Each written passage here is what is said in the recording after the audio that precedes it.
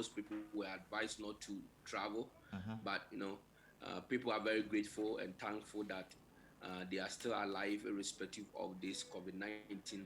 So, looking at the airlines, there was a lot of travel going on, and they encourage people to test and do whatever they need to do to keep safe. So far so good.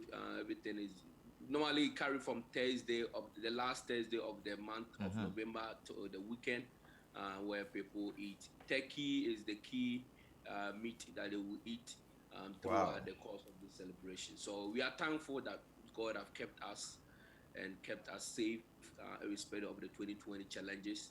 A lot of bad news have come Sure, sure, along the sure. way. How is Uh, Trump? How is Trump? How is Donald Trump? Even honestly, I don't know. But one thing I know that man is going to fight to the end of Wow. his term. Whatever he have to do, he will do it. I know last 2 days he talked. He still have hope and assurance that he has won the election, and the Seriously. election has been stolen or from him Wow. through fraudulent means. But unfortunately, he is yet to prove that in the law of court. Uh-huh. So that's what we are hoping that either he will prove his case that he was stolen Uh-huh. and they stole the election from him, or we have to see him exiting out of the White House. Wow, great. Now back to Ghana. Your party, the New Patriotic Party, is also contesting a very strong opposition party. That's the National Democratic Congress. Many would describe as a bereaved party due to the loss of the former president, Jerry John Rawlings. And you could realize that there has been back and forth. But today we're looking at your party, the chances of the NPP in this election. Do you have any chance actually? Honestly, and I know you believe in numbers, and I know you Great, started with telling the listeners some of the surveys that have gone great. out.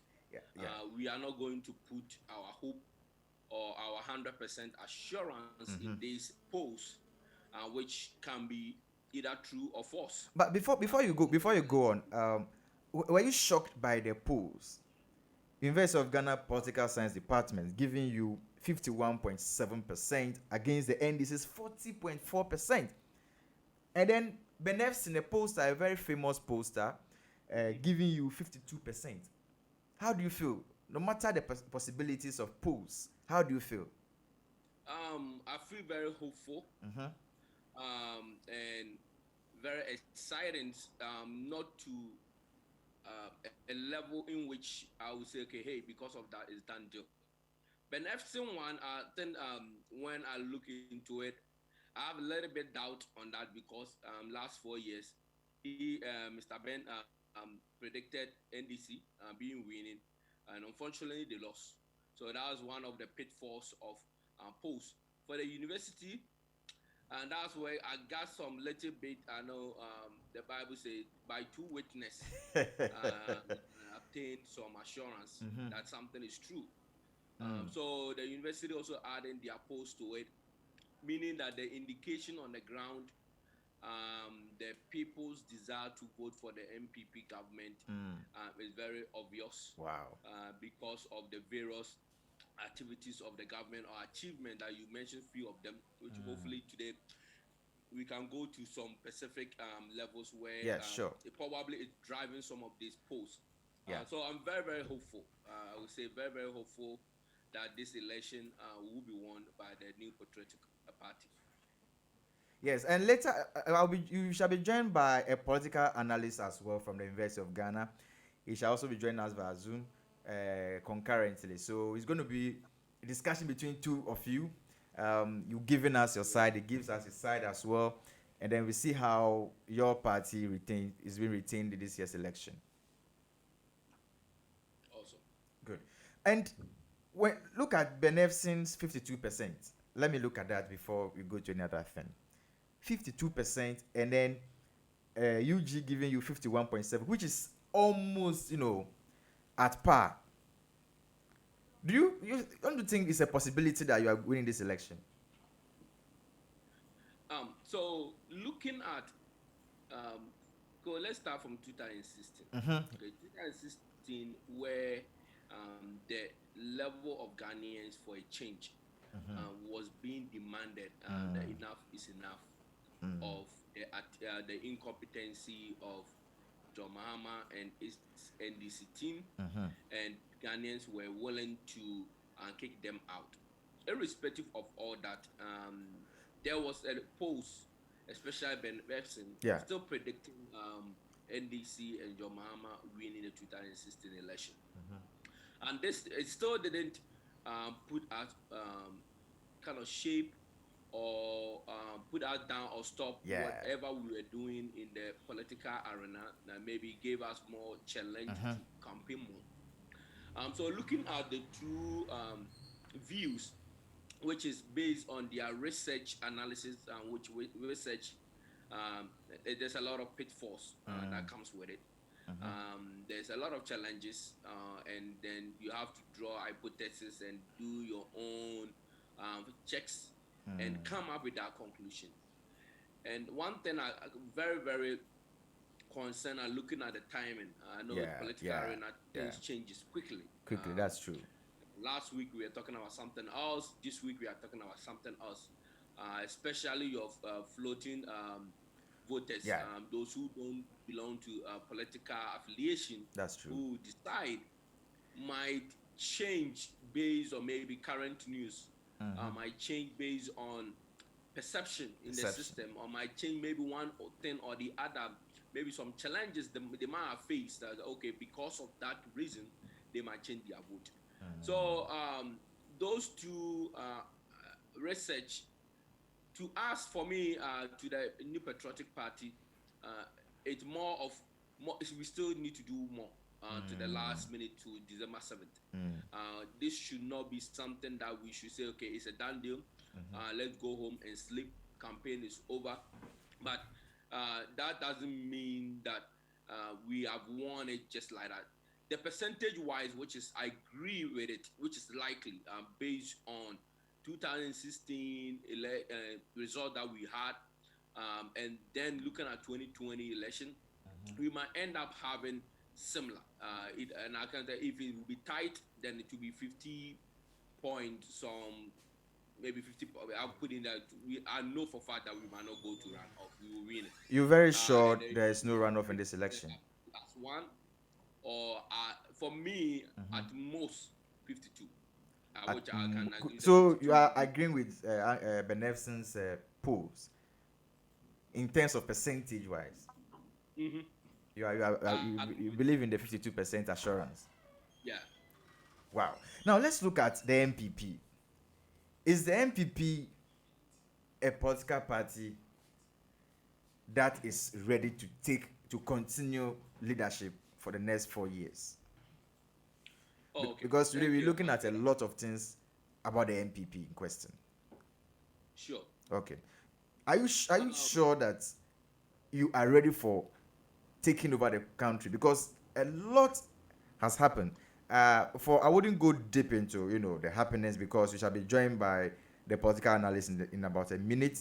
So he will join as well as Zoom. Then we look at the comparison, and then we look at both sides of the coin. But you, as a member of the party who wants to retain power, remember in 2016 your party won by over 1 million votes. That is a bit historical.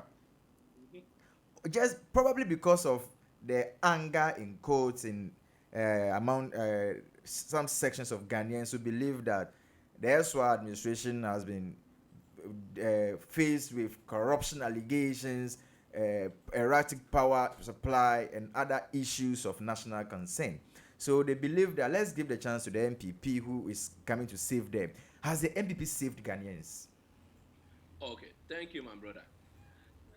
And I know say our listeners will be bear with us with some of the facts and the development that the NPP government is doing.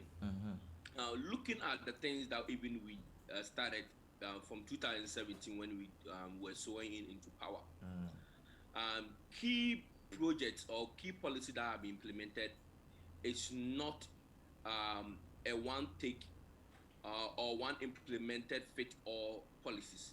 Yeah.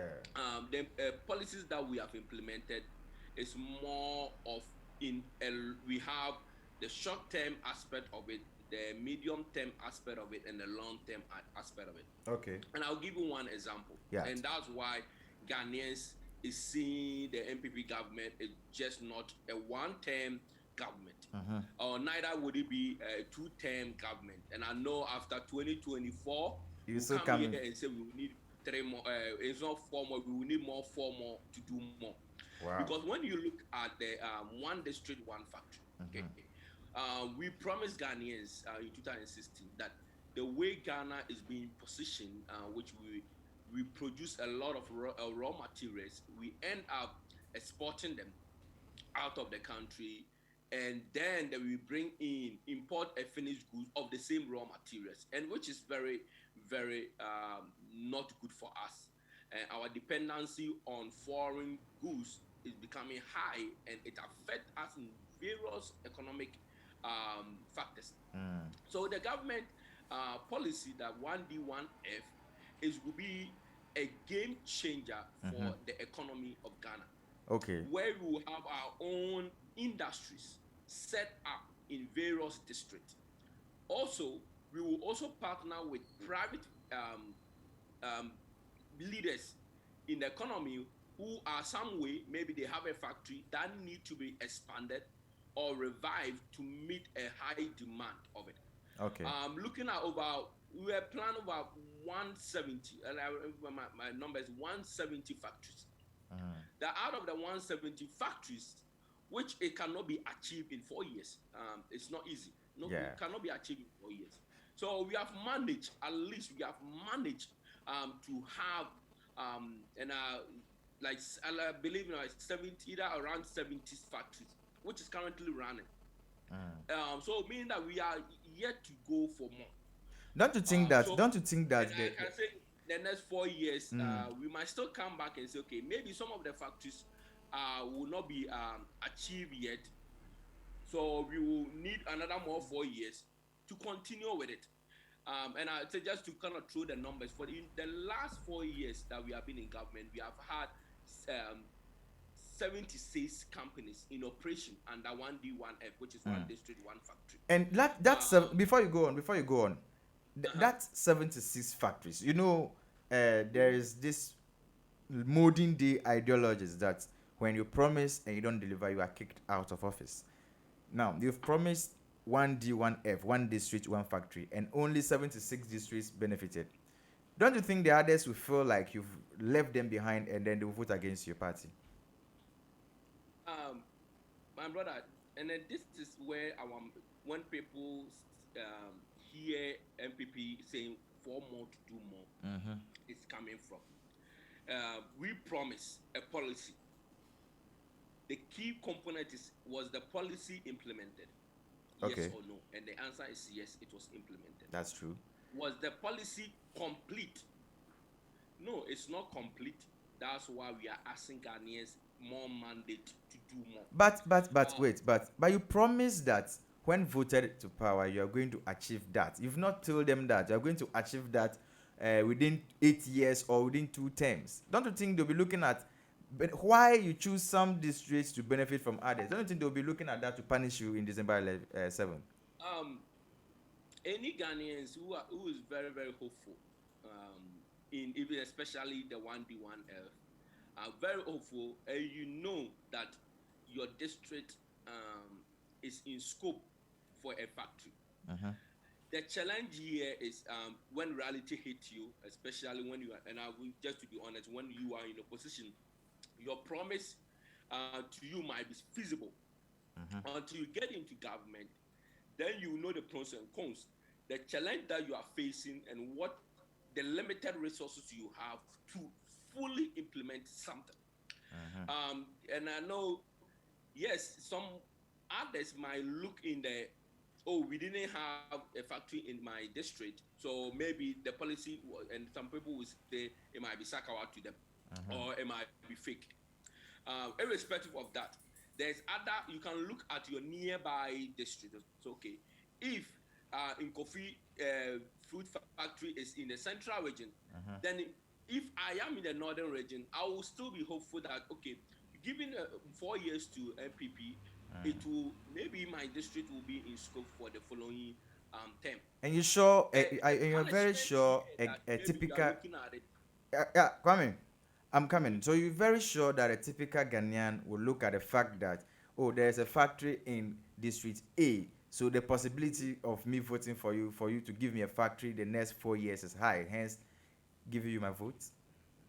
Yeah, and that's where we have to communicate. We have been communicating to Ghanaians, and anytime some people will say, "Why are we saying four more, four more?" Mm. See, that is the reason why we need the four more to do more, because especially a year of road. Okay, Mm-hmm. like for me from Obuasi, I can say yes, I'm benefiting from that. Obuasi from Anria Kwanta to Obuasi, which has been one of the biggest challenge, just about 30 kilometers linking Obuasi to Kumasi. Mm-hmm. In the halfway part of it, the road is very horrible. And government have come and have been denied. Project have started, never ended. Mm-hmm. In this case, I can be say, okay, this turn, the work is being done. Okay. Okay, maybe someone in the northern part of their inner city, maybe the roads are very horrible or Mm-hmm. deprived. So that person will say, okay, hey, I'm not seeing the year of road. It's not affecting my community. So what am I going to say? Okay, should I say the NPP people didn't do justice or deliver on their promise? But that's not the case.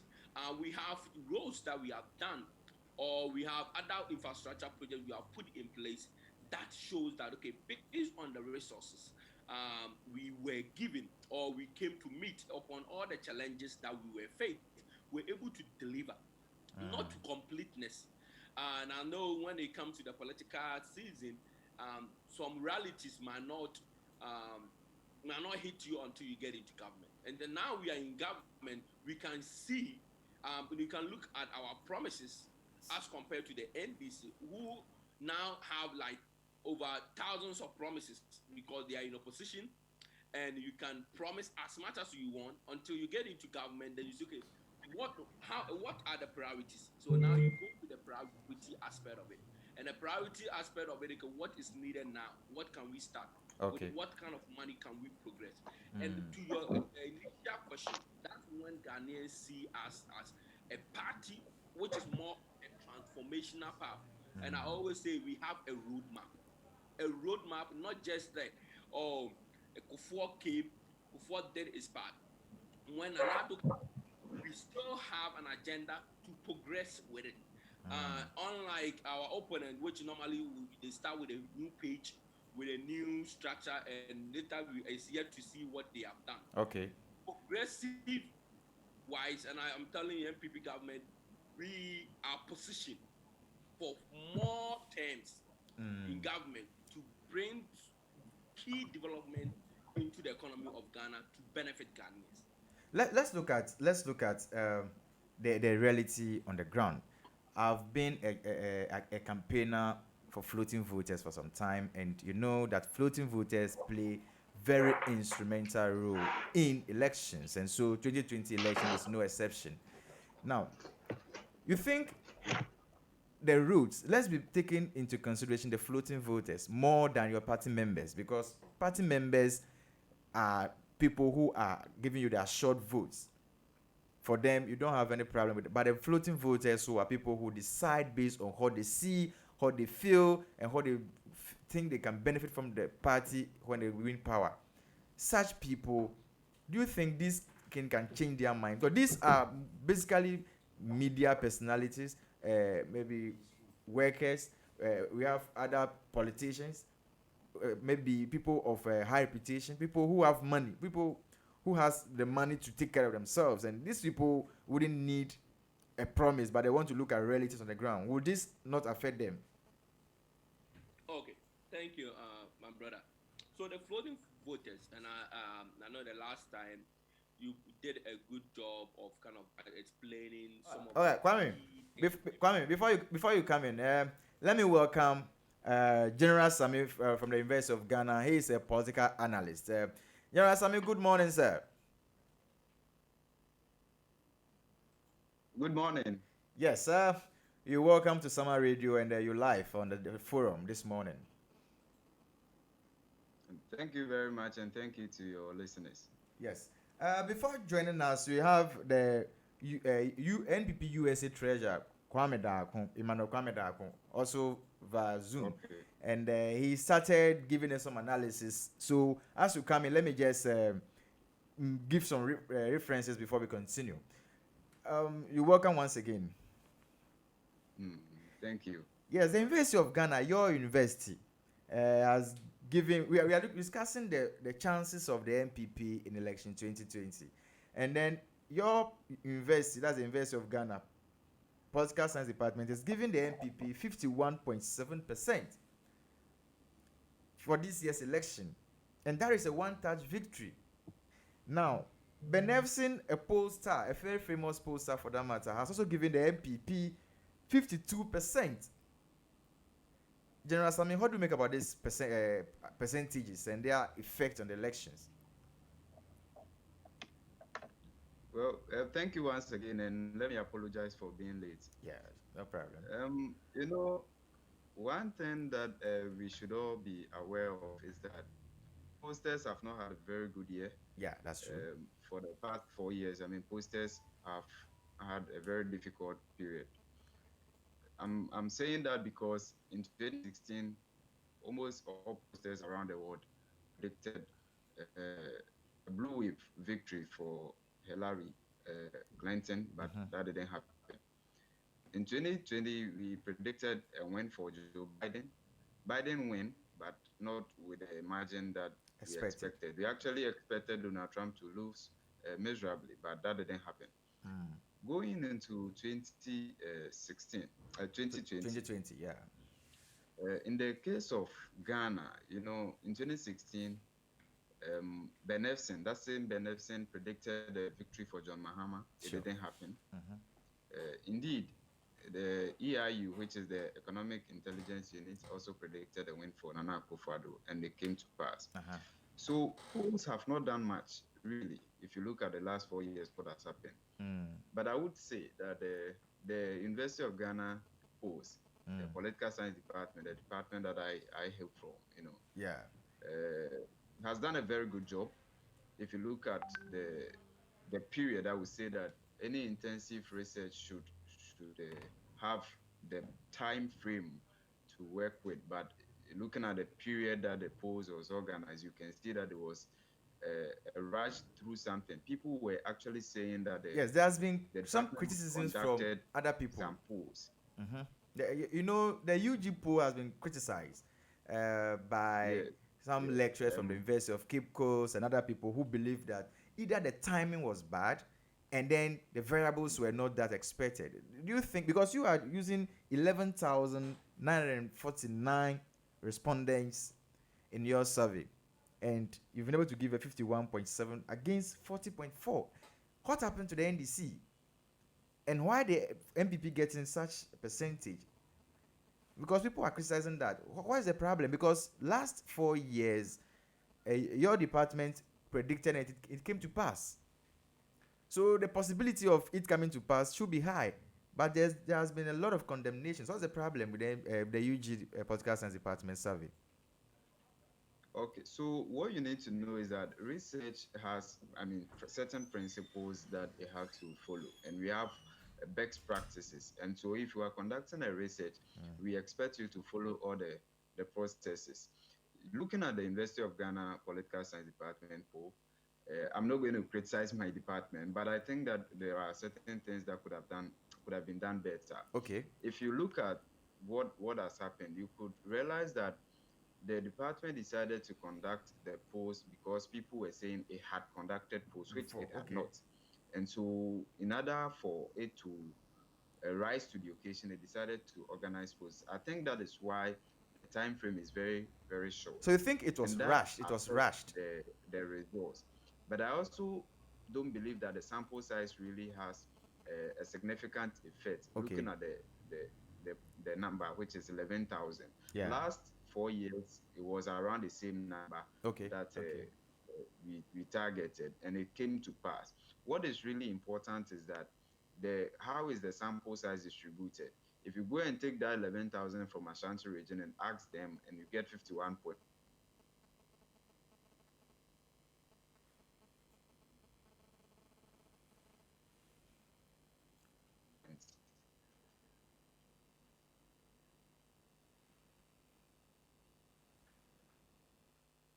seven percent. It means you've not saying that NPP members are saying NPP is sample size. If the sample size, because you cannot go and interview 1 million people for Yeah, just sure, that is true.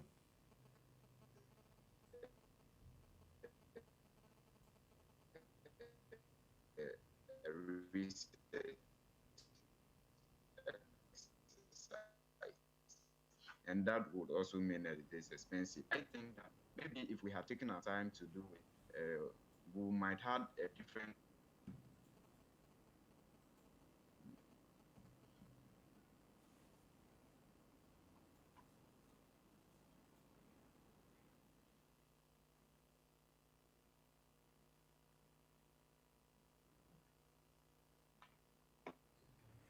Yeah, hello. I think your network is giving a bit challenge. If you can reposition yourself very well.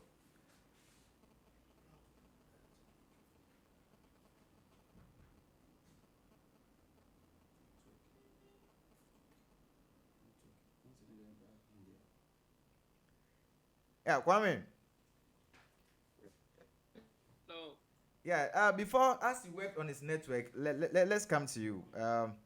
You've heard him, and he also said that, I think, from what he said, you could realize that the UG's poll has been rushed. Don't you think so? I will let the educationists Mm. or the research team do their job. Okay. I would say for me as a party member, yeah, in my back of my mind, regardless, and I said there's a lot of flaws. There's a lot of things that it can go wrong. Yeah. So um, I would say for me, it's favoring my party. So I will be more of excited, regardless whatever challenge or whatever. If the permutation does not go wrong, if they have queued the results to favor us, that should not be something. Probably at this point, I will be jubilating about it. Okay. But that means that our communication on the ground maybe is working. I can look at it. Okay, we are communicating well. Our message is reaching Ghanaians, and probably that is affecting the result for them. Okay. Okay. General Sammy, are you there, please? All right. Since they are working on his connection, let's look at the NPP. Currently, there is an allegation, corruption scandals with the NPP. Don't you think these scandals can affect your fortunes in this year's election? Because the floating voters are looking at these scandals to vote. Definitely, especially when you are saying we are dealing with floating voters who are more inclined to reality on the ground, or maybe they are based on experience or some of the information they are being exposed to. And I know you probably brought the scandal into the play based on the current development of Mr. Martin Amidu, Sure, sure, the sure. Office of Special Prosecutor, Mm. which I know his resignation and the response to his resignation, and I know 2 days ago his release of response to it, make Ghanaians question, especially our fight on corruption, Yes. which is fair. Scandals can be scandal, whether true or false. Mm. It can be allegation or perception. I know the last time I was talking about perception Mm. on that. And in those, especially with a special prosecutor aspect of it, some way are since it probably is not favoring to my party, and the way the president have been put into this kind of back and forth response Yeah. on various scandals, especially Ijapa. And I know Ijapa some of the has Ghanaians have Ijapa has seen been, Kwame. Martin Amidu has described the Japa deal as the worst in the country's history, and other civil society organizations and the media as well are looking at that as a critical issue, because you remembered the passing of this deal was just under 24 hours. The NDC in minority in parliament walked out, you remember, telling you that the deal was shady, but it went through, and then the consequences are these. And if a special prosecutor who is the one appointed by your president, your government, your leader, to investigate and prosecute issues of this nature, and he's telling you that if the president is interfering, or the president interfered in his duties to an extent that he could just resign, and then the government responded to his resignation. He came back with 27 pages of allegations, and I tell you, these allegations are serious allegations, and that can have an adverse effect in this year's election. Don't you think that the floating voters are reading deeper into the issues on the ground? Yeah, and I agree.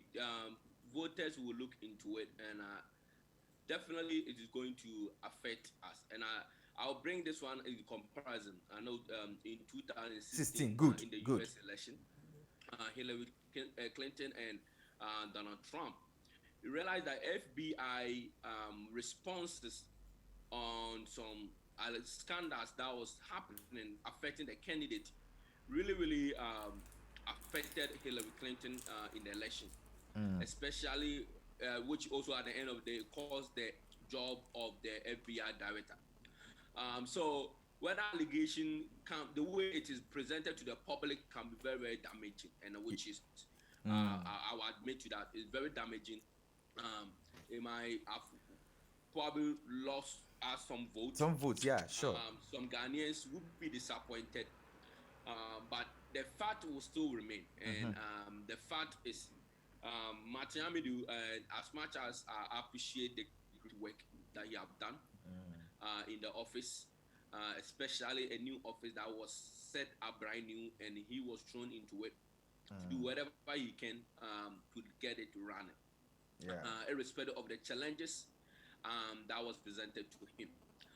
On the Ejapa, so Ejapa deal, and I know the intent, and I'll put it that way, the intent. Yes, the intent of the issue. In the financial sector, or anyone who is more inclined to how we raise money in the capital market, how we raise money in the capital market, will probably bear in mind that a Japan ideology, and I know when it came, I know the NDC government tried it, it didn't go far.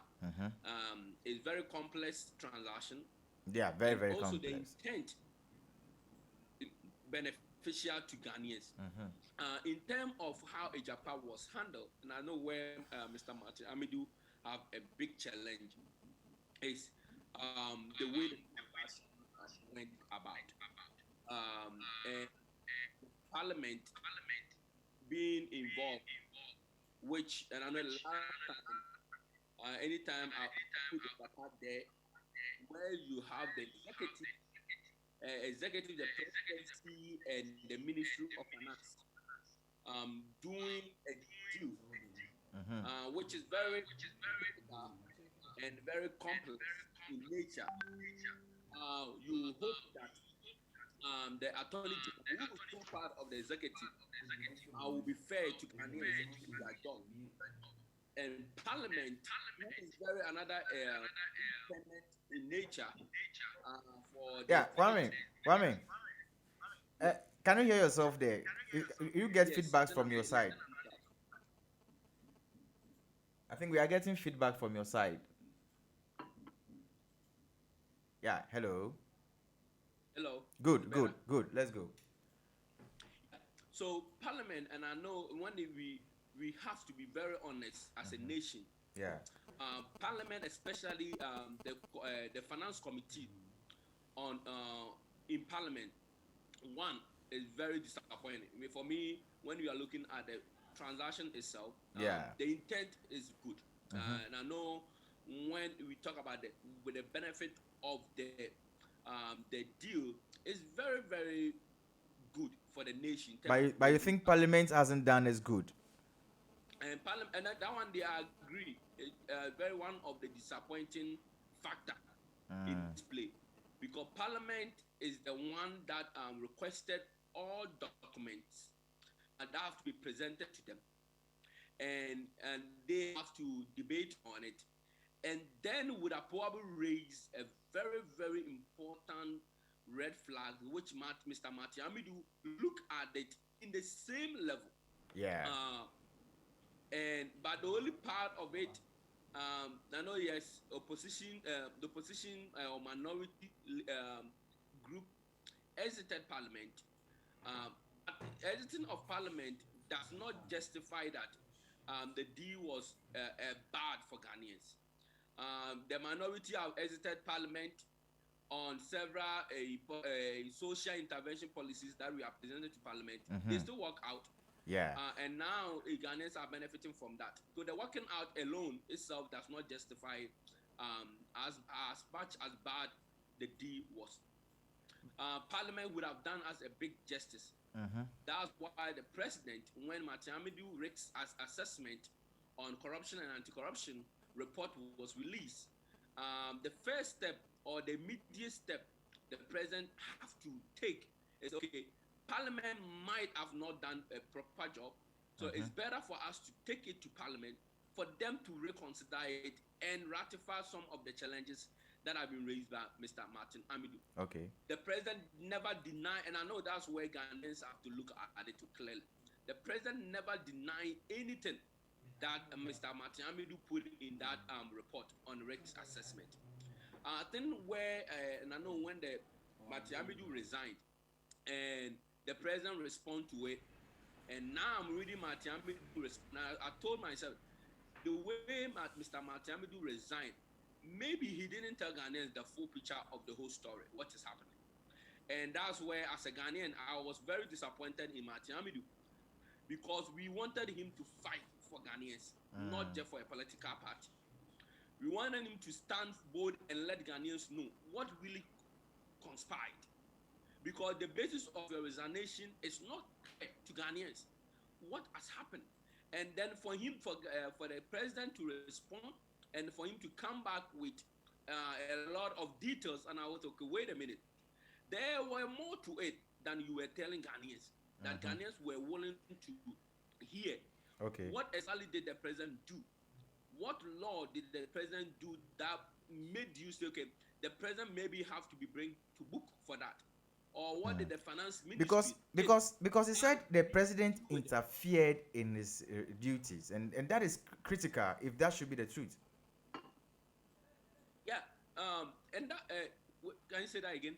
He is saying that the president interfered in his line of duty. So if there is an investigation, if you look at the latest the response, 27-page response, he even made references to former Dumelevu's leave issues and related that to an MC at Boku whose case was before him, and then the president took advantage of that and then pushed out in quotes Dumelevu to go on leave, then give his deputy the chance to take over the case. And these are vital issues that are of national importance. Don't you think these issues are very critical to be discussed as a nation?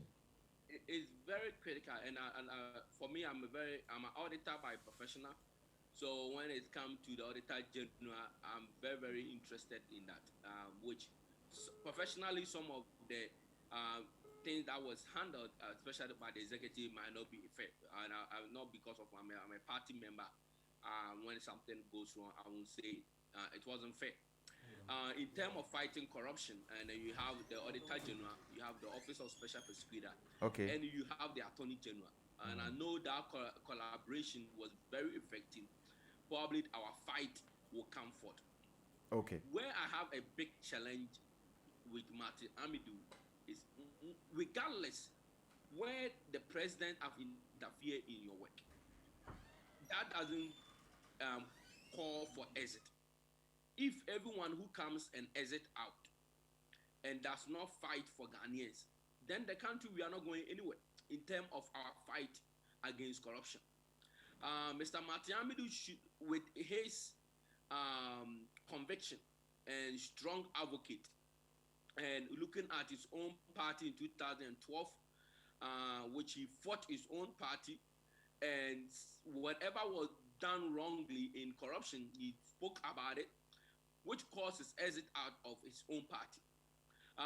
And here is the case that we are brought to you as an independent, though the law of the Office of Special Prosecutor does not, and I know it also have a fundamental challenge, some of the powers and the influence of the special prosecutor. But here is the case. I would have hoped that he would have fought and bring it to book, regardless whether the interference is there. Let Ghanaians know. Okay, Kwame. Before you continue, let me listen to General Sammy. General Sammy, are you online, please? Yeah, General. Yes, I'm back. Good. I don't know what's happening to my line, but yeah, don't worry. it's all good now. I'm sure you heard a lot from the NPP's Yes, rep. I've been listening. Good. And we are looking at the Ejapado issues between OSP Martin Amidu, former OSP, and the responses, 27-page response to the president, describing the activity of the president as an interference. And I've been a champion of floating voters. I know that floating voters look at all this before they make decisions. Is this going to have an effect on this election in terms of the chance of the NPP? You know, honestly, it's hard for me to say because this is a country where, I mean, things don't really matter.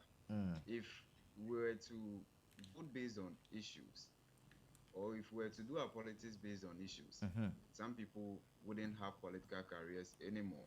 I can give good. I like this statement. I like this statement, General Sammy. If we are to do our politics based on issues, which we don't as a nation, yes, some people wouldn't be in some politics. People wouldn't be in politics now. Some people would have been done. If you look at what has happened in the past and what has happened in the last 4 years, some people wouldn't have political careers anymore. Good. But this is a country where issues happen. People are found to have engaged in several activities that dupe the nation, but they still run for other offices, or they are either reshuffled or they are asked to stay home for some time and then they come back. That is a country we are in now. So it's not really a big deal. I hear my brother saying that in 2016 Hillary was the favorite, but her email issues came up last minute and that affected the chances. That is true because that is United States. And they deal with issues. You don't mess up with issues. But this is Ghana. It will surprise you that if you go to the hinterland and ask people about Ajapado, nobody they don't even know gives a damn about it. Wow. It is only a few people who really care about the nation and who really know what is going on that would be concerned. I am concerned about Ajapado because if you look at the totality of the matter, you realize that it was a scheme, or should I say a cabal to dupe the nation. Can we describe it as a Ponzi scheme? The nation, you understand? Can it be described as a Ponzi scheme? Can it be described as a Ponzi scheme? Exactly. Because you see, what baffles my mind is that you have a transaction, you make a law saying that even if you are out of power, even if the managers of a fund misbehave or mismanage something, nobody has the power to remove them. And that is critical. If you make a law like this, what it tells me is that you are deliberately forming a certain cabal to protect a certain people. You understand? Even if you are not in power, you still want to have control over our mineral resources, and that is dangerous. And so I'm glad, for one, I'm glad that it didn't go through. But my worry is that how many Ghanaians will vote based on that? Yeah. I think that it will be very minimal when it comes to translating into the election. But But general, it is a serious general, issue. I'm listening, good. please. You know I'm one of the few people championing the floating voters ideology. Um, Yes. don't you think floating voters will consider this as a reason to make decisions? The you see, I don't know whether it's you. I had a Yeah, yeah, discussion about yeah. floating That is voters it. It's the yeah. other time, but it will have effect. Mm-hmm. But I'm looking at the how significant that Okay, would be, okay. how that can actually change the perception of a lot of people to affect the outcome of the general election. Mm. That's what I'm looking at. It will Okay. definitely change people's mind. You know, I know someone who stood up. He didn't want to register for to vote for the election, but as soon as he heard about the Ejapa issue, he went to the polling station, the registration center, to register just Mm. because he got fed up. So are we looking Because at we have the heard are corruption are we cases looking at the on daily anger basis. of 2016 in this year's election? You want to look at what, please? The anger in quote of 2016 that exited the former leadership. Are Yes. we sensing such anger in 2020 election in relation to the scandals we are, because I can say these scandals comparatively to the 2016 scandals, there is a difference, a huge difference. You see the anger. I really wish I had joined earlier so that I would have enough time to talk about the issues, but that is fine. The anger in the system right now, Mm-hmm. today is November 28th. The Yeah, anger in the country today is not the anger we had in January this year. yeah, yeah, yeah. Before we started the year, people were really angry. The anger has been neutralized by free water, by free electricity. So even though what is happening today, to me, is more unprecedented, is gargantuan than what we witnessed in 2016. The anger I expected is not as much as we had in 2016. In 2016, I have said elsewhere that if the NDC had decided to stay on for one more day, there would have been chaos, there would have Mm. been a lot of fights in the country. Mm-hmm. That is not the anger we are seeing today. Today, we are deeply divided as a country. We have a Mm. session who believe that no matter what the president has done, he has brought free education, and that is it. But Mm. we have a Mm. session Mm. Mm. who also believe that no, John Mahama has been vindicated. A lot of things that happened in its time and the NPP spoke about have been done in some cases in four folds. But Mm. there are some who are still skeptical a bit. They believe that what is happening is wrong, but they don't really see the NDC as an alternative because of Alternative. what has happened in the past. So I Mm. think that generally the anger that was there before 2016 Mm. is not really there. There's anger in the system, but it's not as much as we witnessed in 2016. Meaning that the freebies had an effect on the anger to a Oh, larger definitely, extent. definitely. The freebies, like I said, if we had gone into an election in January 2020, I Mm-hmm. had no doubt in my mind that the NDC was going to win. Yeah, But today, if you ask me the same question, it will be very difficult for me to say. because people are being, let me say, influenced by external factors that makes them happy at the That is very moment, correct. Yes. not, but not futuristic. It's just uh, centralized around them for the moment. Yes, And is yes. that not is that not a political advantage to the NPP? It is. It is. You see, um, the NDC has to up their game, Mm. truthfully, because the Economic Intelligence Unit post that I refer to has never failed Yeah, since it started predicting and they still election predict a win for results. the NPP. It, yes, it has predicted a win for the NPP. I don't trust Benefcin post, but I trust University of Ghana post, even though it is a rushed something. Yeah. And even though if you look at the persons behind the University of Ghana post, you would realize that it is skewed towards the NPP, which is correct. I hail from the department. The lecturer who made the presentation taught me, um, and so I know them very So well. you think Most of them, the most of department, them are, yeah, general, but you think the yes. department, those behind the scene that worked on the research are skewed towards the MPP? Yes, that's exactly what I'm saying. So in what I way mean, they are all will my lecturers. so I in what am way will the from the MPP lose? department, and I know them. I mean, I've sat in front of them. They've taught me. I know how they Mm, all vote.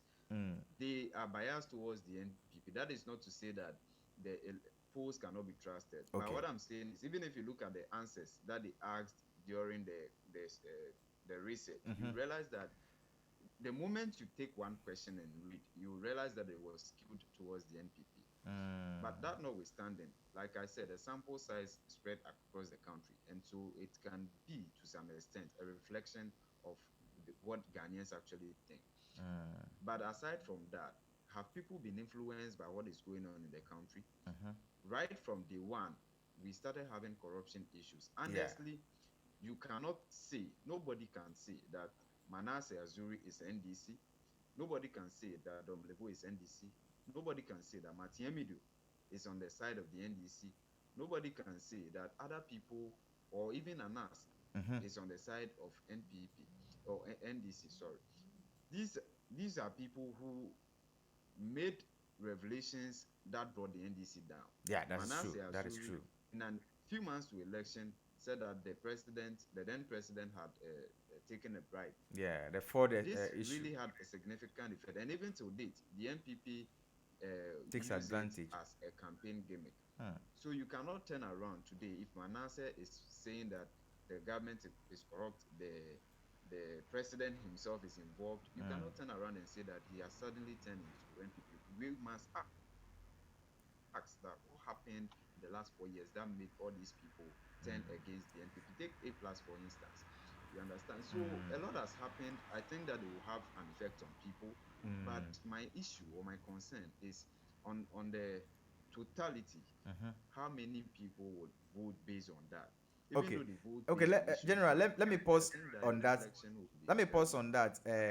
I'll come yeah. to you. Let me go to Kwame Darko. Yeah, yeah. 2020 election, your chances as a party. You listen to the political analyst from the UG, and he's been very clear on issues. He has been able to put issues where they should be, and he seemed to make certain projections, certain interjections as well. And what are your views on that? Do you think his views may not necessarily make the reality on the ground as a member of the party? And a good point, and I know but that Sammy point out, with if issues are being voted on, and I know as a nation we have a big problem. But here is the case that we are going to an election in December 7th, where we have two options, basically, to vote for. Um, now the question is the alternative. Okay, the alternative is it better? And I asked him, said the anger in 2016 is not the same. You accept Regardless, that? You buy into his idea that the anger in 2016 isn't the same as that of 2020. no, uh, the mess. I can say the mess that we were looking as a political point of view, the mess in the economy was too much for Ghana to accept the NDC back again. As compared to what the president have done, irrespective of all the challenges that have been confronted with. As you talk about the freebies, which is politically is some of the ways to gain your vote. So you Yes, believe that the freebies will make an impact, and as in one way or the other overshadowed the challenges the people are facing as a nation in terms of the corruption scandals. on a broader scale, Mm-hmm. yeah, the broader scale, it might not have a much significant changes. Yes, you might lose some few vote here and there based on maybe current issue being discussed, like Ejapa. Some people will talk about PDS, Ameridi. That's to them. But that is not significant. Majority of Ghanaians, like, look at it. BEC candidate. If I'm a parent and I have children at basic education and I have children in secondary education, and all of them were writing exams and Mm-hmm. all their exams were paid for me not paying anything. Some of the freebies that was okay. Based on that, I'll vote for the NPP government, and I've done what? Mm. If I'm a trainee, I'm a teacher trainee Mm-hmm. or nursing trainee, and my allowance have been restored, irrespective of the challenge that is going on, I'll still vote for the NPP. Mm. If I have my kids who goes to school and get feeding, Mm-hmm. school feeding program has been expanded, and Mm-hmm. those students getting food to eat, Mm. that person will look at it and it's okay. Regardless what is happening, I will still vote for NPP. Mm. So there are a lot of them, especially. What about those who were unemployed under the Mahama government? They were unemployed, they were graduate, and they were very struggling to even to get a job. But when the government came, they were able to even get a NAPCO at least 700 Ghana cedis a month than zero Ghana cedi a month. So Kwame, That person, Kwame, uh, so you are of the view that the corruption scandals. You are one person I trust your ideas a lot, and you've been neutral sometimes, even though you are a political personality. You think that upon all the training allowances, the free SHS, and the school feeding, etc., etc., the corruption scandal, don't you think even one corruption scandal can overshadow thousands of advantages in human life? If you look at, if you weigh the goods and bad, free SHS, the money invested in free SHS, the training allowances, the money invested in the training allowances, and all that. If you look critically at the Ejapa deal and its adverse effect, don't you think that that alone can overshadow all the freebies that you've mentioned? my brother, the beneficiaries Mm. of those freebies, so of those social interventions, You don't call have them different freebies. um, when, and I know the last time we were talking about $3 billion Mm-hmm. we are losing from corrupt activities. Good, good. That is true.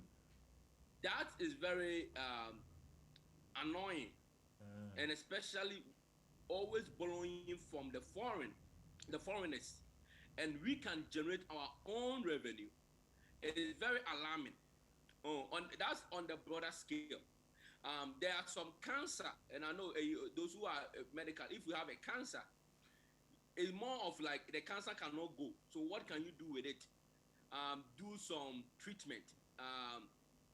Go for do a lot of scan and try to find way to patch your sickness. And I think as a nation, that's what we are very struggle with.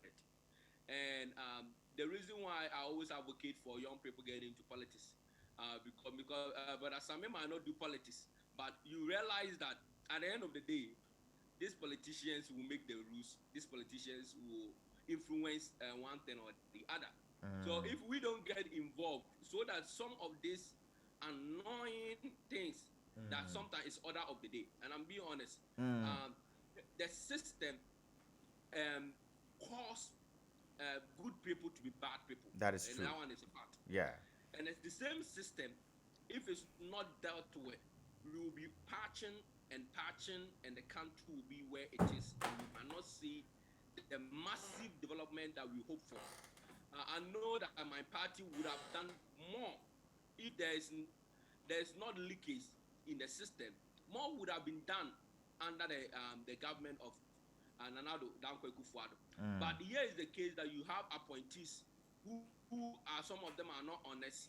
Some of them Oh. are for their personal gain. Mhm. Some of them are very corrupt. And sometimes when we say the system is corrupt, it's the people who are also corrupt. And don't you So think your government should that's have the challenge exited these we have people as a long nation. ago?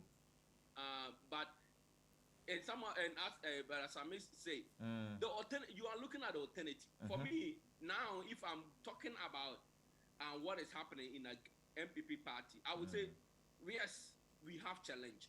Yes, we are not perfect. Good. But here is the case. I will not tell you that we should go for NDC You think it's a because very maybe bad it will be worse than alternative? us. So aside the MDC, which other party in Ghana, aside your party, do you think would be the best alternative? My brother, I'll be honest. We have 12 candidates. 10 of them are wasting their money, and let us be honest upfront. They are just wasting their money. Maybe if I'm a former presidential candidate of 2020 and I feel good on my resume, that's fine to them. Or what reason why they are taking is we live in the I live here is Republican or Democrat, nothing or less. You can't go anywhere with it. Yeah. So either you are independent, regardless, even less than 1%, you know, even more, if you get 20,000 vote, 20,000 vote. Even Parko Sindum, I don't think Parko Sindum, who were employing a lot of people in Ghana, was Had even that able vote. to get 20,000 vote. Mm. So I will not say alternative. The alternative is either you say, okay, you stand for NDC, and you can tell Ghanaians that if NDC come into power, what will Ghanaians benefit? And what as Ghanaians has been benefiting for the last 4 years, what are the impact right now? For me, I was okay. If we are going for NDC, then remember, and I know last week I posted something. If you go for the alternative, all what the government is doing right now, you stand the chance to lose all of them. Whether I agree or not agree, especially and people who argue with me on free SHS. If you vote for NDC, yes, you stand the chance of losing free SHS. Why do you think that, Kwame, why do you think that voting for the NDC is a cancellation of free SHS? Because remember, the NDC started a progressive free senior high school program before the NPP took over to make it completely free. So the NDC has continuously talked about it, saying that they are going to continue the free SHS and even give chances to private schools. So why do you think that the NDC is going to destroy or cancel the whole system? They are saying that the double track will be changed. They've never said they are canceling the free SHS. My brother, so and the same Mama said that when you are doing campaign, you say some true, you say something true, and sometimes you put lies in it, just to get vote, and that is a fact.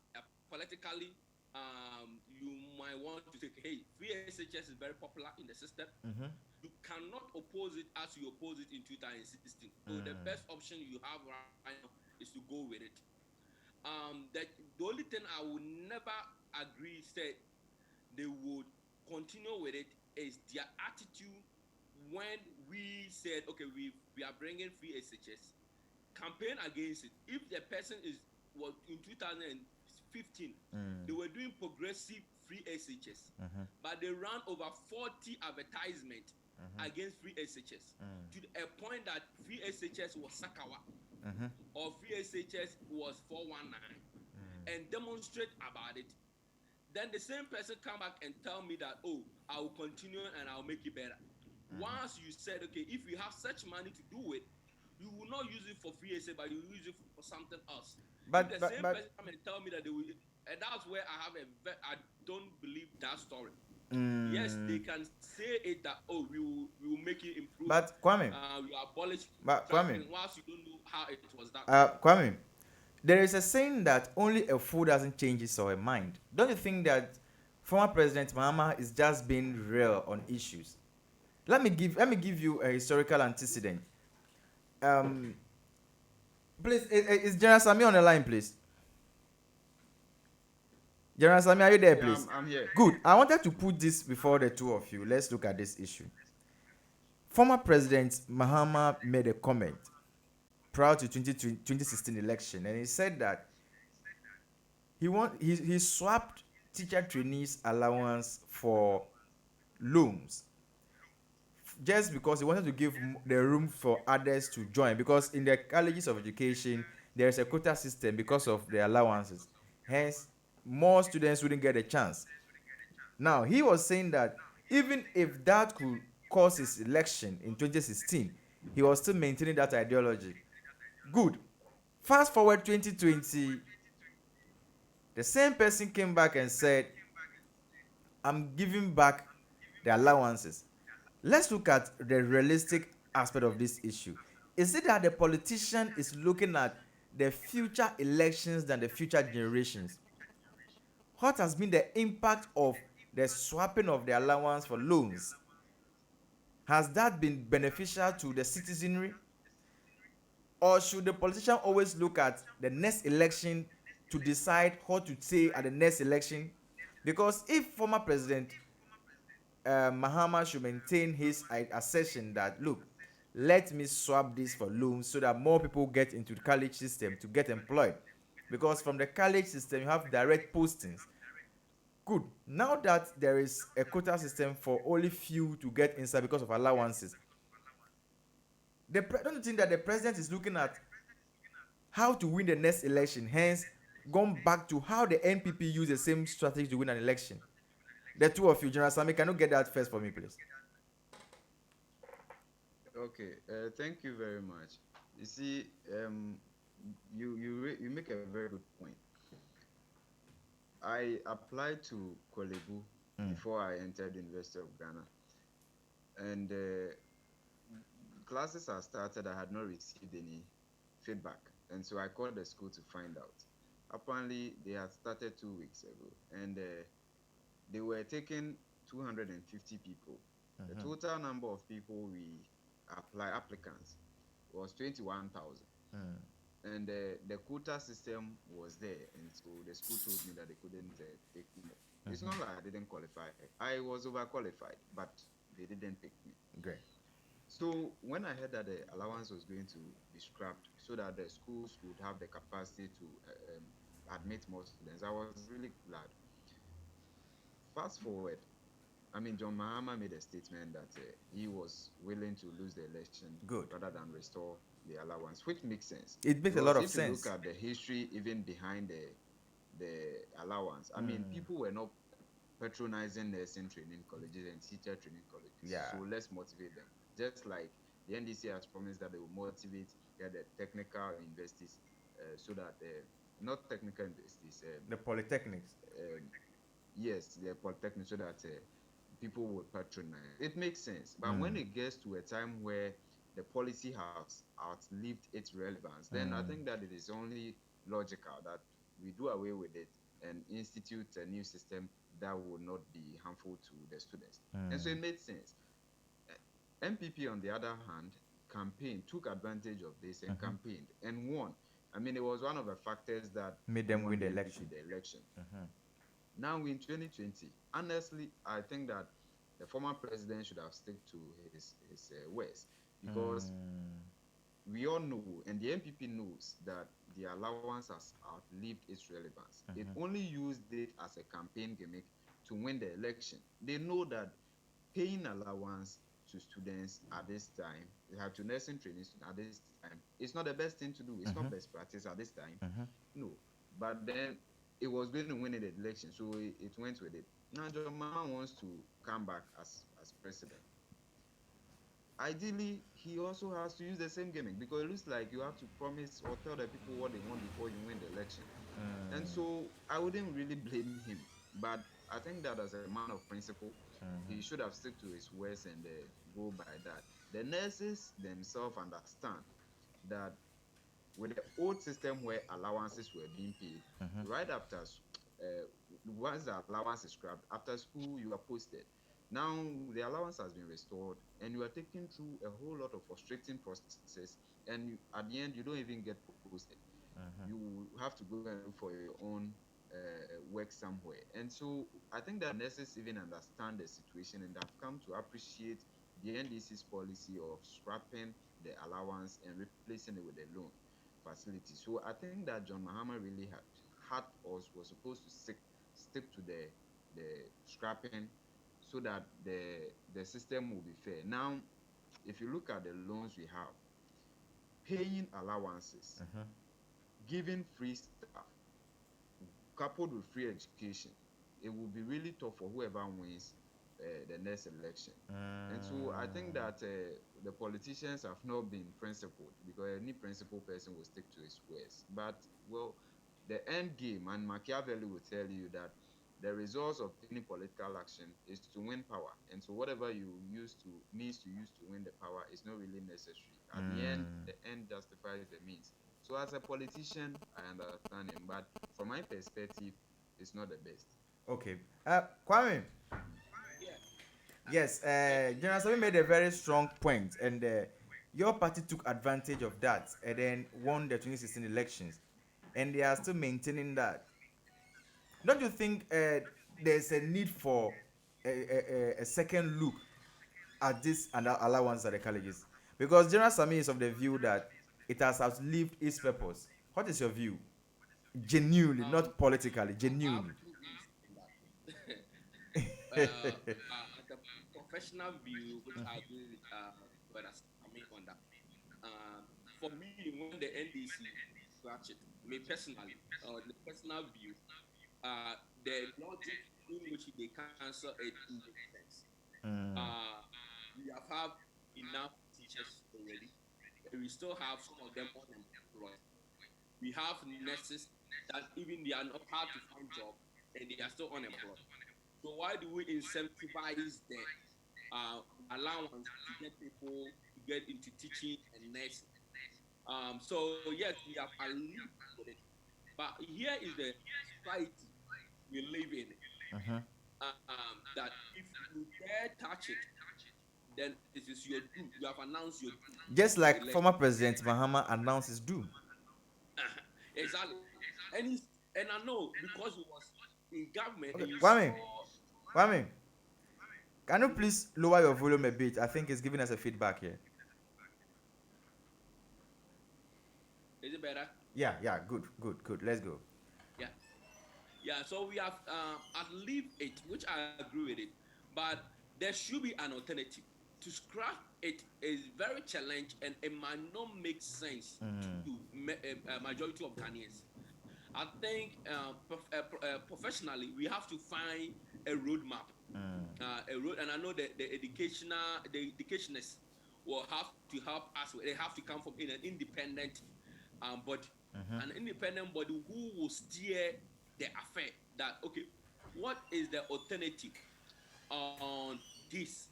And I know when our government going into next 4 years, and if you critically look at the strategy, and I'm just giving you a clue. I don't want Ghanaians to punish us for this one. I'm just giving you a clue.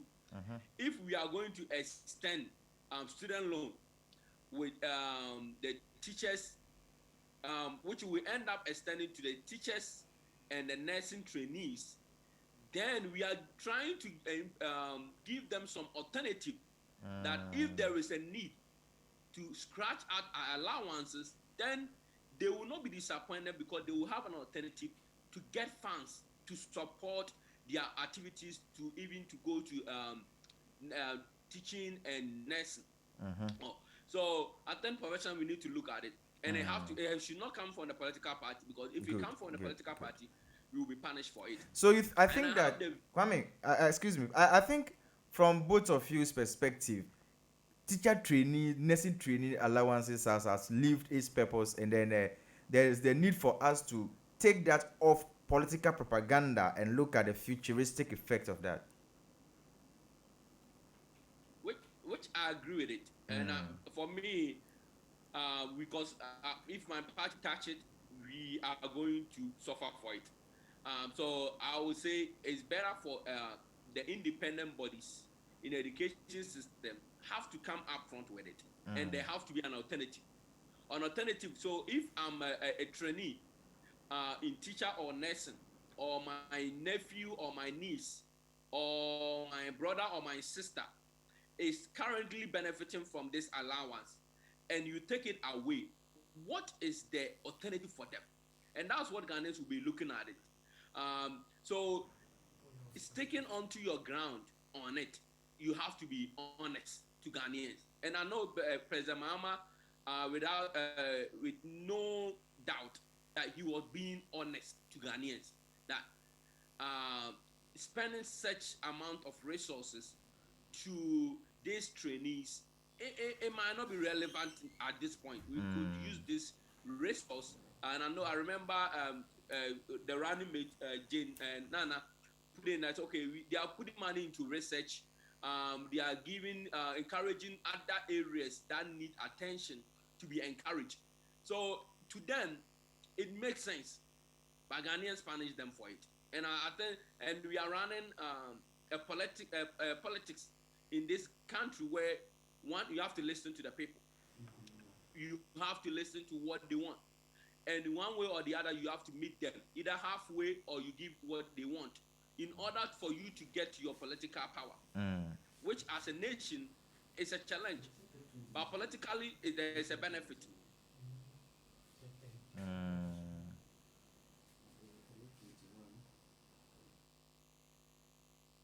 Can you hear me? Yeah, yeah, I can hear you now. It's okay. So but the only part of it Ghanaians have to be aware of it is the disappointing. And I'm just Mm. going to draw a line here. I know, but Sammy made it clear. We should stick to your ground. You fought against free SHS. You need to stick to your ground. Continue fighting it, not take it. When you abolish Okada was made illegal. It was under the leadership of John Mahama, whether as a vice president or the president. It was abolished. Now you are coming back. You are going to regulate it and legalize it. NPP, we ourselves did not initiate that effort. We will not bow to that because of political gain. Yes, we have to listen to the Okada point of view and find ways going to regularize it and legalize it. No, we are not doing that. And I think that's what Ghanaians are going to look into it. If they are saying that, oh, something that you fought for and you are going to bring it back, then it means that principle you are not honest with Ghanaians. Mm. You cannot be trusted for it. And that's the alternative Ghanaians are going to look at it. Who can I trust? If I say I'll promise you a shoe and I come and I don't give you a shoe, then you should be disappointed. Yeah, that's true. That's And true. then if I come and promise you that okay, I'll bring you a car, a shoe I didn't bring it to you, a car would I bring to you? So that's where Ghanaians are going to look at it. When you were in government, what are the things that you did that you help the economy, or what are the things that you did to fight corruption? It's not like you have fought all corruption. And I will say, what did you do to say that these are the three things I can say that I implemented to fight corruption? You didn't show us. The progressive free CSHS they were talking about, they are going to point us to us. Oh, they were building schools. They were building day schools. And after they finished building the school, then they were going to implement the free SHS. Mm. That's what they will tell us. But the question is, what did you do in that interim period? After we have to wait for 5 years, come and tell us, oh yes, I started it. No, and I think that's where 2016 we campaign on it. That one, they were not competent enough to manage the economy. Two, they are not credible. And I think politically, and when I put my political hat on it, that's what I will debate the NDC on it. The things that you have fought for it, don't turn back and come and tell us that you are going to do it. Yes, politically, you can promise as many as you have done. They have done in the People's Manifesto, which is unprecedented. And I know they are not going to Yeah, give I it think power the for us the, the, to the, the see NDC's all People's this being Manifesto. implemented, but it's not realistic. Mm. Ah, you think the NDC's manifesto isn't realistic? Oh, honestly, it's not. Let me get to General And Sami and I'll I'll and come let me back to you, tell you Kwame. why it's not. I'll come back to Huh? you, Kwame. I'll come back to you. Let me get to General Sami. General Sami, are you there, please? Yeah, I'm here. Yeah, you heard him, and he said the NDC's manifesto isn't realistic. Though next week we are going to go into the NDC's chances anyway. But do you think the NPP has any chance in relation to manifesto differences? Well, before I go into that, I think he made a certain points that I think I would like to Okay, talk about good. briefly.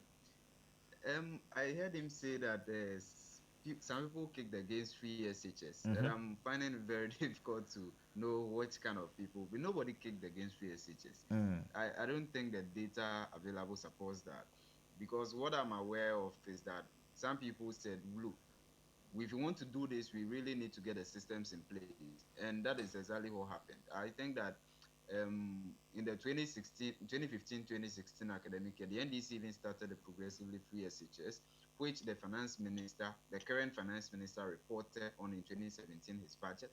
And so it's absurd for anyone to say that some people kicked against free SHS. Indeed, I must say that the NDC did not do well in terms of advertising or propagating the fact that they started free SHS. And today, even if they mention it, people don't believe. But the records are there to prove that they indeed started free SHS.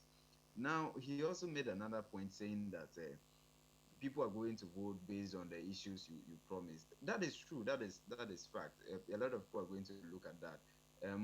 But if we are to look at those issues, I think that the data available would go against the NPP. For instance, the NPP campaigned on the back of borrowing, massive borrowing, massive borrowing. Today, as I speak to you, the government has borrowed more than half of what, as a country, we owned from 1957. And so, if in 3 years you've borrowed more than we have in 62 years or 63 years, then it means you were not truthful to Ghanaians. And so, if we are really voting based on issues, you know that you would have no chance of winning a re-election.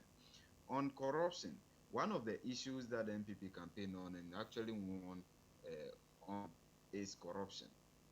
What has this government really done to fight against corruption? Today, we have a situation where the special prosecutor, in whom the president trusted, is saying that the president himself is involved in thwarting efforts to fighting corruption. And there's evidence And to this is show. serious. If you attack someone like Daniel Doblevo, who is actively fighting corruption, then it shows that you yourself are not interested in fighting corruption. If you attack someone like Manasseh Azuri, who you partnered with to overthrow a government, then Yeah. it means that you yourself are not honest in fighting corruption. So I think that if we are based on issues to reflectively look at the issues that brought you into power, you are going to lose massively, and that is true. And they know that. I think the government know that. Just that the 2020 election would be more than just putting a piece of paper in the ballot box. I think that is a subject for another day. Yeah. Honestly, I think that the 2020 election will not be just the piece of paper being in the ballot box and being counted. That will determine the outcome. I think a whole lot of things will go on Yeah. even Next week, before we enter. yeah, General. Next week Yes, we shall be looking at the final that, analysis that that on that, and that then is fine. That is because fine. But after Saturday we have election, then we'll come back to yes, post-election issues. So Saturday we are going sure. to go deeper. We are going to spend 2 straight hours to discuss the NDC's chances. Then we Chances. compare the tools as well and look at Yeah. who wins 2020 elections. That is fine. Yeah. But on the manifesto, I think that the NDC has not promised anything gargantuan. Mostly, if you look at the manifesto, you see that it is petty issues that affect the people. I don't see it to be unrealistic, especially when the promises in the campaign, the manifesto, are things that requests that Ghanaians themselves made. If you tell me that you are going to give rent allowance, that looks unrealistic to me, and that doesn't make sense if you ask me, because we have affordable housing. For instance, if you go to Seglemi, the NDC started affordable housing projects. We have thousands of housing units across the country. We are not looking at that. We are not looking at finishing them. But if you say you are giving rent allowance to people, I don't see the sense in that. And that is in the NPP manifesto. If you ask me which of the manifestos is really realistic, I would say that it is the NDC. NDC has not promised anything big. It is just the basic survival needs of the people. You understand? So I don't think that the NDC manifesto is unrealistic. Rather, it's the NPP that has, because of the things it promised in 2016, it has had to promise more. And I can say that the NPP has failed even on its own manifesto. If you look at one district, one factory, how many of the factories are in place now? They will tell you around 57. If you look at the list that they will provide, you realize that about 90% of these factories were in existence before the 2016. And so you can't really say that there is even one district, one factory. These factories were there. One district, one village, one dam. How many of the dams have been dug? Even the dams that have been made are dug out to me because they don't look like dams. And if you look at the cost factor that is involved, so the people within the catchment area will also look at all these issues and base on them to vote. But like I said, the election results would be more than just the piece of paper in the ballot box. And that is what we will look at next week, as you said. On the totality, it will be very difficult for me to, at this point, say that the NDC or the NPP will win. I think that if they all have equal chances, Wow. and the NPP has incumbency advantage, Good. the chances of the NPP is It's good it far at outweighs the the chances of the Ghanaian NDC. contest is good. Yeah. Kwame Beku. Mm. Kwame Dagun. Yeah. Yes, they say the chances of your party far outweighs the chances of the NDC. What are your No, no, last? no. That doesn't far outweigh their chances. Oh, it's far. Just There's that an incumbency as an advantage. Yes, I mean, yes, as an incumbent going Uh-huh. into an election, you see, mostly you caught the disaffection of many people, but that is not what we are really seeing because of the Okay. freebies as I indicated. A Yeah. lot of people are more sympathetic towards the NPP now than the NDC had in 2016, and I think that is a plus for the NPP. Plus, the only Politically disadvantage, advantageous. but yes, politically the atmosphere is good for NPP. Yeah. So you wouldn't be surprised if the NPP wins the election. No, I wouldn't be surprised. I wouldn't be Are you surprised. looking at a runoff for the NPP or a straight win, one touch victory? Um, the strength of the runoff will be determined by the strength of the smaller parties, and right now I don't really see Any seriousness any in it? strong, yes, any serious smaller party. So I don't really think this election will go into a runoff. Seriously? I think it's going to be, yes. I don't think it will go into a runoff, even though we have as many as 12 political parties contesting. The strength of the smaller parties, I don't think is enough to pull votes Oh, to okay. So the runoff is send it. determined by the strength of the smaller parties. Yes. Essentially, it is determined by the strength of the smaller parties, but I don't think they are strong enough to send the election into So runoff. I think it's going to be a one-time election. from where you stand now, when there should be elections today, you think the NPP has an advantage? Yes, I think the as we speak, I think they have an upper hand over the NDC. But December 7 will determine that. Yes, you see, the thing is, the day of election can even change the whole thing. Can even change the so what happens in the next 1 week has a significant effect on the outcome of the election. So I think that it is also too early for me to determine. But from where I sit, the NDC has a chance. NDC also has a chance of winning the election. But like I said, I keep mentioning that the results will be determined not just by the ballot paper in the ballot box, but there are Yeah. a lot of things that happens prior to the election.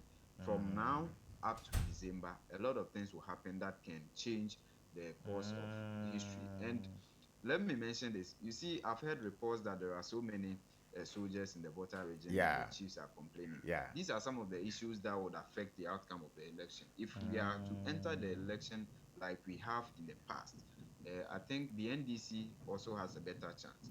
But this election is going to be different. This election, we're going to have the presence of security, which is going to intimidate people to come out and vote. And if we are seeing this in the strongholds of the NDC, like we saw with the voter registration exercise, then the NDC has a problem. But if it is to be allowed to run freely and fairly without any political intimidation from the other side, then I think that the NDC has a better chance of winning. I Next don't week, know the next plans week, the NDC have. next week we shall look at statistics, Sure.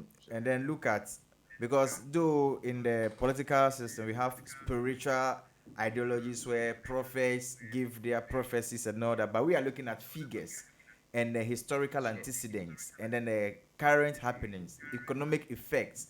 So I think next Saturday we shall look at that before the elections, and then we shall predict the winner of the election on our show. Yeah. Next week I'll be in a better position to tell you Good. who is going to win, and Yes. I assure you that my prediction will not fail. Wow. Kwame Dago, Yes, sir. I think before next week you should get some prayers done. You can meet Trump so that our prediction next week will determine who wins 2020 election. Maybe we can even give figures. Oh, for me, Mm-hmm. and I know from next week I'll be on the grounds. Mm-hmm. Coming. Okay, you'll be in Um, town. I'll be in town. Oh, okay. When are you coming down? Hopefully, I'll pass by the studio to Sure, see you sure, guys. sure, sure. But we are not going to left every stone behind. Mm-hmm. There's a lot of work to be done. A Mm. lot of things have been thrown at us, as you Sammy point out. Mm. There are things that we have to deal with it. The political dynamics also is different. We Mm-hmm. can go to the data and science and the reality on the ground. But when you are at the polling station, you are in the constituency, Mm. you are in the district, you are in the village, in the towns. The reality is okay. What has been done in the last few years in government? Mm. How is the people's life have been transformed? Maybe if you are in Accra, a dam might not be as relevant as someone in Boliga or China Paga or someone in Wa. Yeah, that's true. But it might not be to the best of the standard we have. But it serves as a life support to the things they do. And so these are some realities that we're going to hit us on the ground. I know, and especially security forces, which I agree. For me, regardless of the work, let the work talk for us. Political intimidation, security forces intimidation Mm. will not help, especially the peace of the country. So we all advocate for peace, but Ghanaians are going to look at those social intervention policies that was put in place during COVID. So someone you may be surprised that someone will vote for us because he got free Yeah, yeah, light or free water, that is true. and that changed the game for us. And I think that's where it will make us win the election, not on a silver platter, but based on the hard work the party are put in place. Maybe your one district, one factory might not do the standard that you want, as we promise. But when we come and reality hit you, there are certain factories you have to give them resources to revive them, expand them, and to make them part of the policy and expand it so that it will not be monopolized by the government alone. These are the things Ghanaians are going to look at it. And when you look at roads, these are the things that Ghanaians are going to look at it. If I'm in the area where I have an interchange, I have an interchange. I'm in Temale, I have interchange. I'm in Pokuase, I have interchange. Obesebe Lamte. These are the things someone will just look at it and say, regardless of the amount of money that you have borrowed during COVID, including the time of COVID where the world economy have been impacted and have borrowed money, I can see some physical infrastructures that either justified it or I can rely it on that is I'm doing something in the in the country, which I would deserve more vote for you. And these are the things that Ghanaians are going to look at it. Okay. There's a lot that have been done. One district, one warehouse. Wait, what? You have one district, one warehouse. Yeah, so far, yeah, one district, one warehouse. We have Wow. about 80 warehouse that have been put in place. I know, but some will have The NPP has 80 warehouses. yeah. So that's when at the beginning you said we have. It's not like we promised within only 4 years and then we say okay we deliver everything in 4 years. Now very a, and we always say it's a transformation agenda. A transformation agenda where you look at the short term what you can do, the medium term what you can do, and then in the long term what you can do. So these policies are very huge. Like one district, one warehouse. How many districts do we have in Ghana? It's a lot of districts, but we have able to at least complete 80 of them. So it's very progressive. The same as one district, one factory. How many districts you have? But we are able to done at least 76 of them. So these are the things that Ghanaians are going to look at it. That we just don't promise one big policies, and we do something and we show Ghanaians this is what we have done. Kwame Dago, I think next week when you are in the country, we should be meeting here on Saturday, and then we look at um, the warehouses and all that to coming Saturday.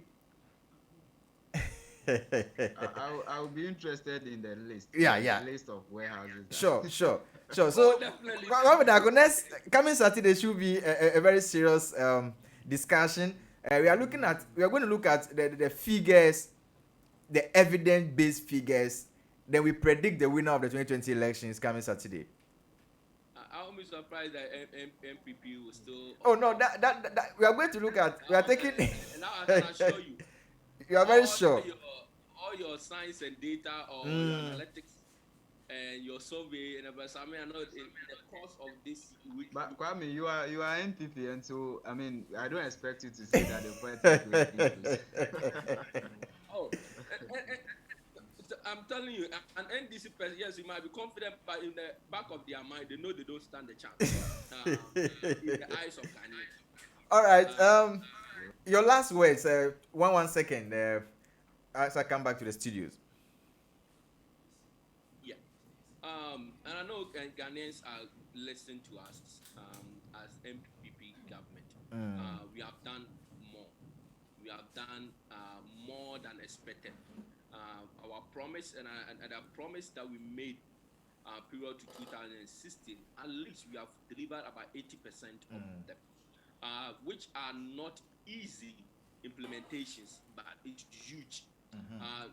To be honest, most of them might have not been fully complete because of maybe limited challenges or limited resources and other challenges that are posed to the government. All right. Sammy, are you there, please? I'm here. Yes, give us 30 seconds submission there, and I'll come back to the studio. So I think that Ghanaians are in a better position to decide who to vote for because they've seen 4 years of John Mahama, 4 years of Nana Akufo-Addo, and so they are really in a better position to decide who they are going to vote for. And I think that Ghanaians are going to be sincere with themselves and vote based on that. One last thing I would say is that America brought democracy to us. I mean, the Western world brought democracy to us. They just had their election. Their president is even refusing. Seriously. But no single person has been injured. No single person has died. It should be a lesson to us. Going to December 7th, this should be a peaceful exercise. Nobody needs to die because someone wants political power. I think that if you go to your polling station, cast your ballot, go back home, wait for the results on the radio. That is the best thing as a citizen can do to help your country. All right. Thank you very, very much. Thank you very much for being with us. It's been an honor. Thank you so much for hosting us. All right. Okay, and it has been a very great discussion with the NPP USA Treasurer, whereas Emmanuel Darko and the General Sammy from the University of Ghana. I have some people in the studio. I have a beautiful lady in the studio. Before that, let me go back to my sponsors. I'll be back with some 15-minute discussion.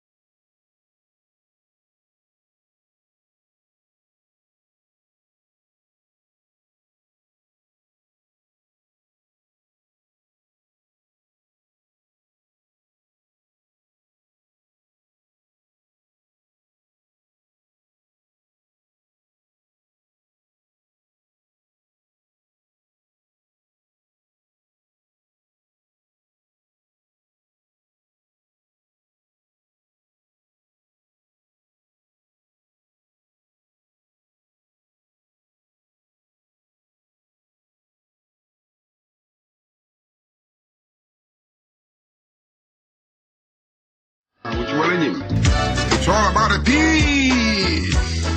Hey, Baloba. Phones in the doom, stores out to doom, police say you foom, and we say soon. Papa, yeah, papa, depending on how much I come, Mama, Mamma, Danima, Papa, would don't know what it is. What's the Mugania to say what to gem? BBC, Anna, it's no war. So that the peace make. They shall be called the sons and daughters of God. We pray for love. We pray for peace. We pray for you.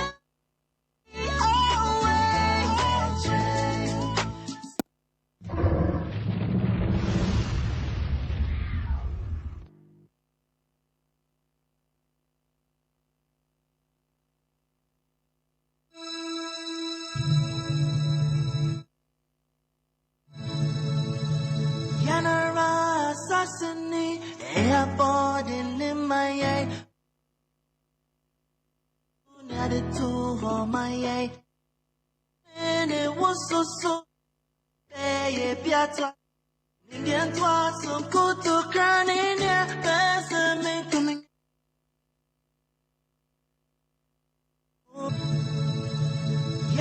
So say it, pay, Piazza, so Ninguém tua some good to crown in here. Better make coming out. Eddie ain't bremo, the mama.